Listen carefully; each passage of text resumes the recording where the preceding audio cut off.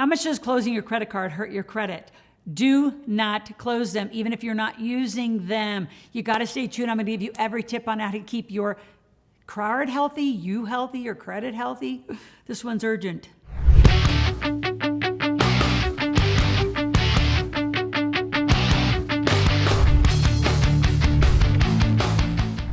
Four things I'm going to talk about in this video. I'm going to talk about what's a good interest rate for a credit card. I'm going to talk about how long does it take you to get one? How do you apply? In fact, I have an hour video specifically from looking at a screen and how to open it up. If you stay all the way to the end, I'll give you a link to that. Number three, can you buy a car? Can you buy side-by-side, a dirt bike? Can you buy any of these things with a credit card? What can you buy and what can't you buy? Let's go into that a little bit. And then the biggest one, which is so critical, is does closing a credit card hurt you? Let's start with, does it hurt you when you close a credit card? And I'm gonna say absolutely. So you do need to keep a little bit of constant use, so the card company would close it yourself just for inactivity at a certain time. There'll just be no utilization.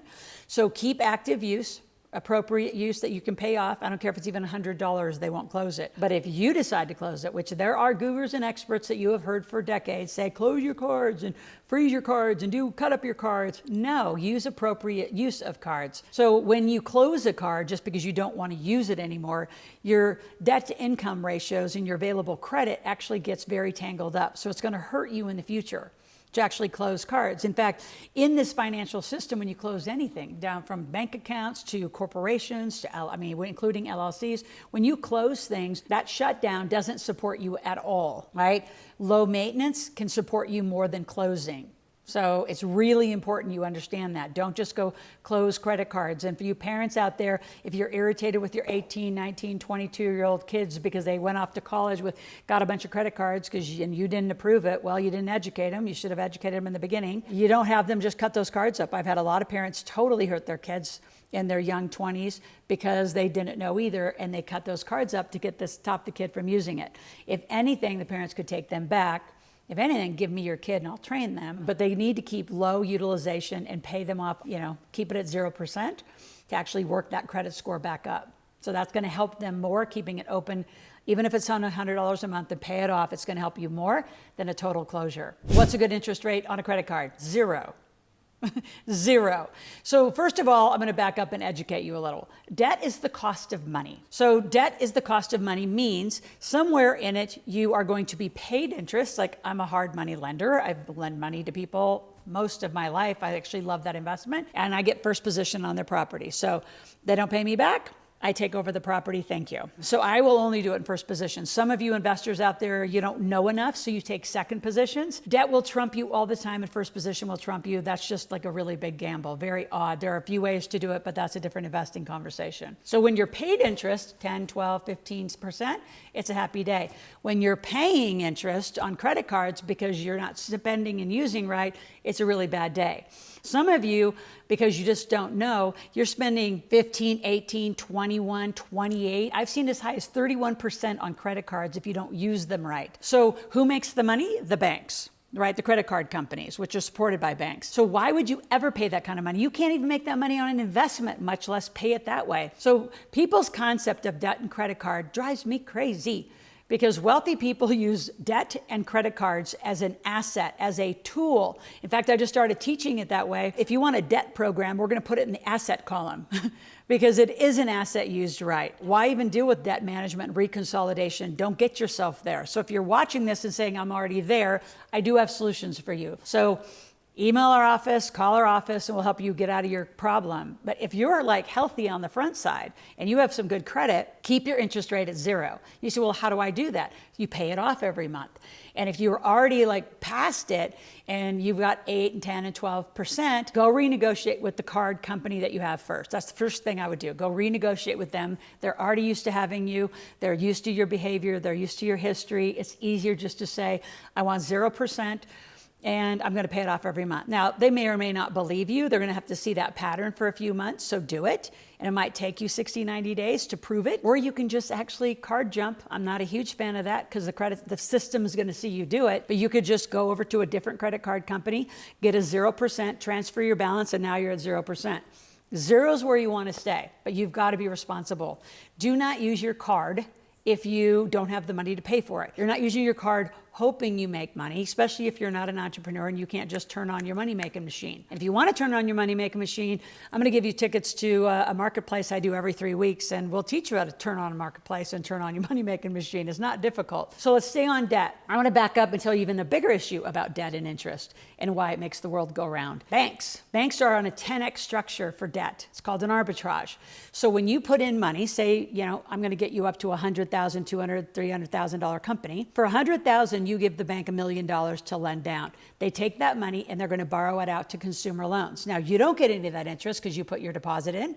The banks get the difference. That's called an arbitrage. You give them your deposits. Now you have some place to bank. They get the money and they're going to loan it out for a car loan, computer. They'll do HELOCs. They're going to do a home remodel. They're going to do whatever loans, student loans, whatever loans they actually will do from the bank.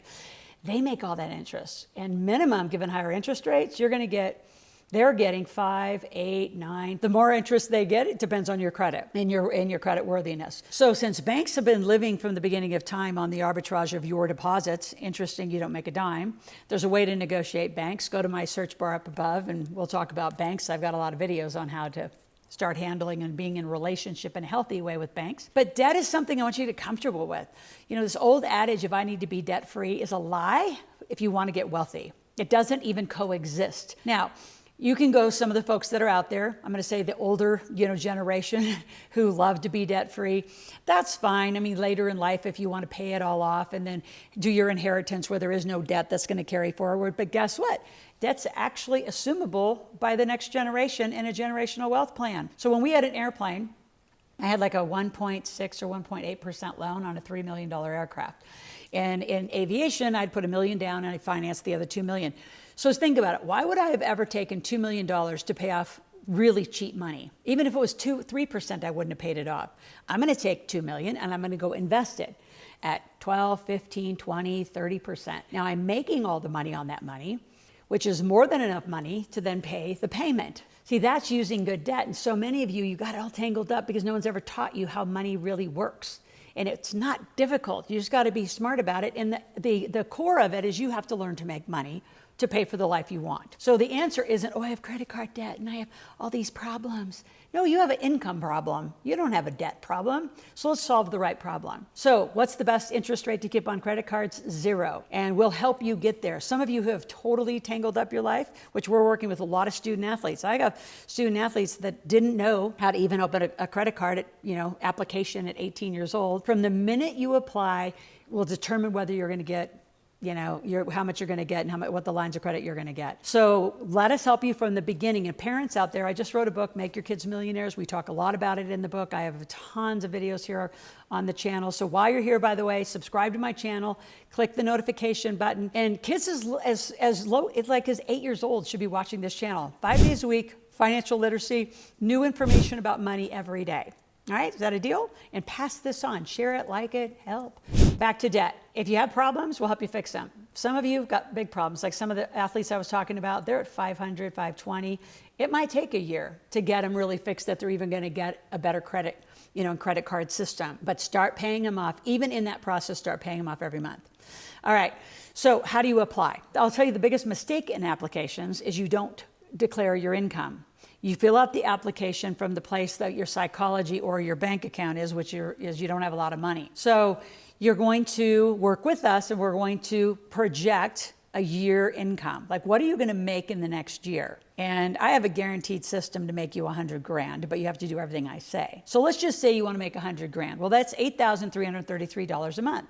So what you're going to say in your application is that your business is going to make $100,000 in the next year. Now, you can't lie. You have to have a total intent to do this and get moving and make the money. But you can apply that way. Student athletes who have scholarships, I mean, some of those, especially with some of their NIL benefits, they're going to put in, $30, $40, $50, $100,000. If you have a job, you can put in, you don't put in just, your current monthly, you're also going to be doing other side hustles. You've got to put in income. And it's the biggest mistake I see people make is they'll say, well, I make $4,000 a month. Well, they're not going to give you much. They might give you $400, $500 as a line of credit on that card. So your application has to be honest, but it can be projected income and no one tells you that facet. So again, I'm going to give you a link to a video on exactly how to apply, how long does it take to get. If you have really good credit, you can do it fast. I just applied for one of my companies the other day. I was approved within hours and I had the card within 48 hours. So it depends. It depends on you. It depends on your credit. It depends on which company, your company's history. If you're really new, it could take you up to 2 weeks, 3 weeks. I've known people to take 30 days. So it shouldn't be on the outset of 30 days.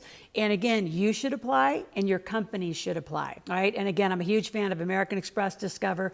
Go back to your local bank and wherever you bank, they're typically going to give you a credit card, so start there. If you're in the trades or you have some business where you need supplies at certain stores, apply for those. But I would rather see you consolidate to cards that have great rewards and award points so you can accumulate all in one place.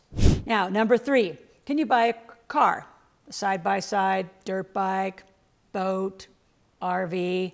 You can for sure put down the down payments on a credit card. Now, I know people who actually put down payments on a credit card and then apply for the loan, right? And if you can get an under 4% loan right now, would be phenomenal. So you take it.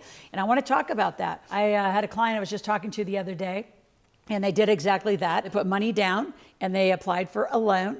And it was actually, their credit was okay. They got right at, say, around 4%. And say it's I don't know how much their vehicle was. Say it was a $70,000 vehicle. And he was having a war with his wife about paying it all off because they had the money, because they had it from a different account. And I said, why would you pay that off? Just use simple math. It was a $70,000 vehicle. You're going to make minimum payments at 4%. And then you're going to take the $70,000 and go invest it at a minimum of, say, just 10%. Then you have a 6% called arbitrage, that difference between where you can make 6%, the whole thing gets paid for. So the principal you have gets invested. And if you're out there saying, well, where do I invest it? I can help educate you on a lot of places to invest. 10% is very easy to get. You have to be kind of sleeping to not just get more than that. So when you can get 10, you pay 4. So it's okay that you're carrying the debt because it's good debt. Like, you're going to have a vehicle anyway. Now, we can have a whole nother video about leasing and whether you do that. But yes, you can actually pay for a vehicle. In fact, I have really advanced clients who know how to use cards as an investment card. And I'm going to start encouraging you to use your credit card as an investment card. So they make their vehicle payments on their American Express card, right? So yeah, they have a loan, but they pay it on their card so they get all the points. So, and then they pay off the card versus pay the mortgage company that's holding their car loan, they pay with their credit card. So I have people literally, and more and more and more of them, that are using their credit cards for almost all but mortgage payments and taking all the points and interest and literally and awards and all of that. So yeah, I'm a huge fan. Used right, I think credit cards can be investment cards. And we have some relationships with like 28, 29 banks where you can get 0% financing. And yes, it comes in the form of credit cards. And we have a lot of clients getting $100,000, $150,000 as investment cards. Yes, they come in the form of credit cards. The reason I keep saying that is because most of you have such a weird relationship to credit cards. So you can imagine if you were rehabbing a home or just a rental property, using credit cards to pay your subs, go to Home Depot, Lowe's, wherever you're going to get your supplies, pay that all off once you sell the property, and you're still up on the margin, and you did it for 0% versus use hard money, which is right now costing about 15 to 17%. So learn about money, learn about debt. So I'd love to work with you, love to continue to answer your questions. I have a new membership. It's called Ask Loral Membership. You go to askloral.com. You can ask me a question, text me 24 hours a day, and it's super easy. We'll be back over there. And if there's a topic that you want me to talk about, put it in the comments below, and we'll be back tomorrow. Again, we're here 5 days a week, 10 to 12, 15 minutes a day to help you learn money.